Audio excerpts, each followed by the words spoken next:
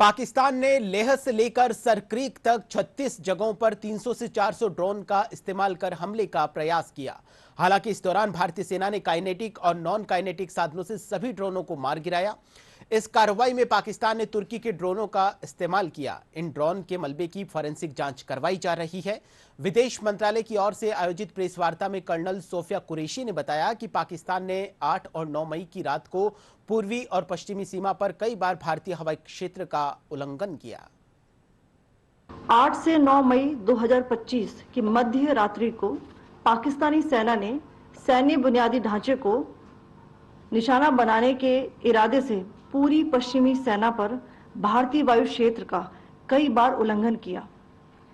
यही नहीं बल्कि पाकिस्तानी सेना ने नियंत्रण रेखा पर भारी कैलिबर वाले हथियारों से गोलीबारी भी की। अंतर्राष्ट्रीय सीमा और नियंत्रण रेखा पर लेह से लेकर सरक्रीक तक 36 स्थानों पर 300 से 400 लगभग ड्रोनों का इस्तेमाल घुसपैठ का प्रयास करने के लिए किया गया। भारतीय सशस्त्र बलों ने काइनेटिक्स व नॉन काइनेटिक साधनों का उपयोग करके इनमें से कई ड्रोन्स को मार गिराया।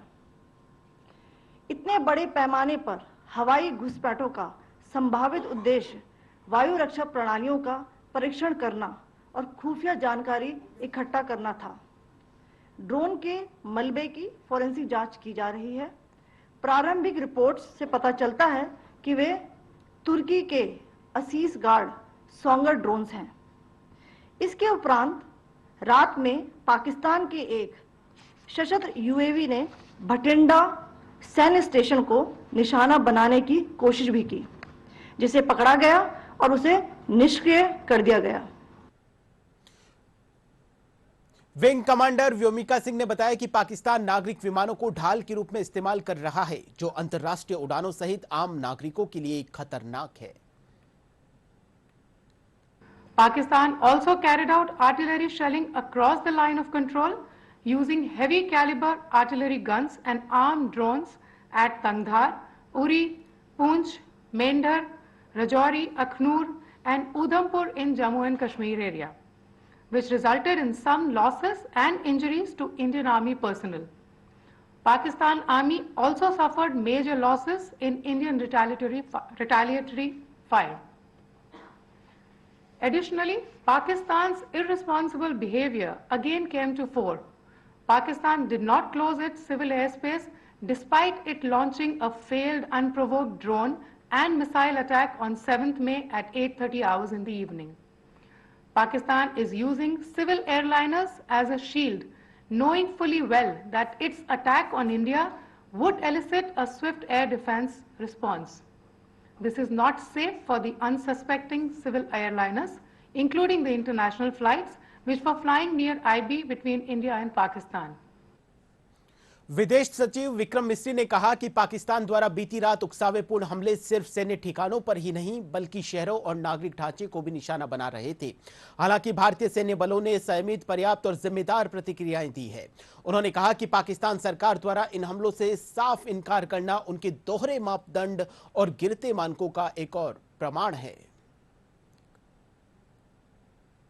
ये जो हमले हुए कल रात को भारतीय सैन्य इकाइयों ने पर्याप्त रूप से और एक जिम्मेदाराना रुख अपनाते हुए इन हरकतों का उत्तर दिया।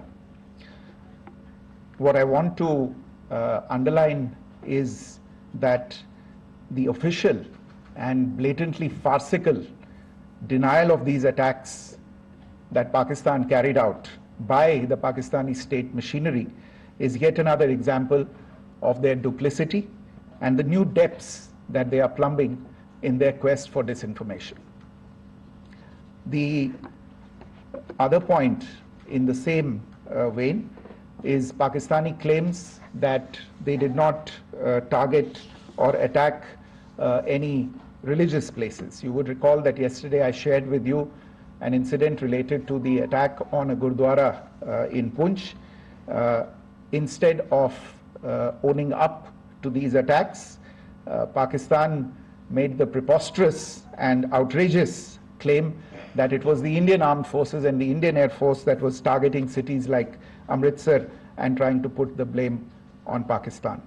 This is nothing but a desperate attempt by Pakistan to disown its acts of aggression, but it is also true to type in its effort to deceive and mislead the world. It will not succeed.